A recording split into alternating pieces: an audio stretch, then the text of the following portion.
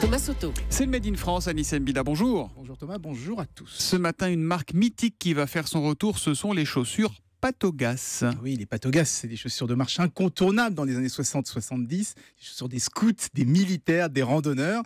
Alors, elles sont nées juste après la guerre, au Pays Basque, dans le petit village de Moléon. C'est pas très loin de Pau, pas loin d'Orthez. C'est le Béarn de François 65. Bayrou, non? Non, c'est le Pyrénées-Atlantiques. Ah, les Pyrénées-Atlantiques. 64. D'accord.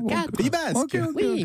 Alors, je ne sais pas si vous savez, mais Moléon, c'est aussi la capitale de l'espadrille. Et Patogas, si on regarde bien, c'est un peu comme une espadrille montante avec une grosse semelle en caoutchouc. Eh bien, son inventeur fabriquait des espadrilles et il a eu l'idée d'ajouter cette grosse semelle crantée pour en faire des chaussures tout-terrain.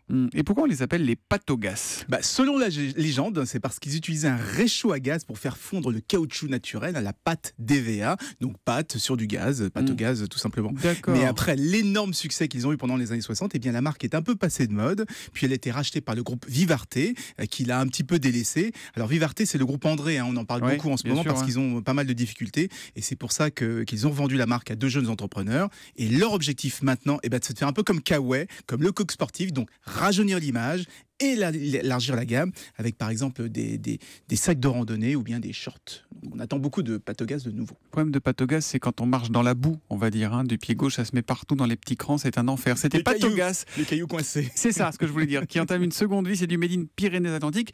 Et Pau, c'est dans le Béarn, c'est la région du Béarn quand même, Pau. On est, oui.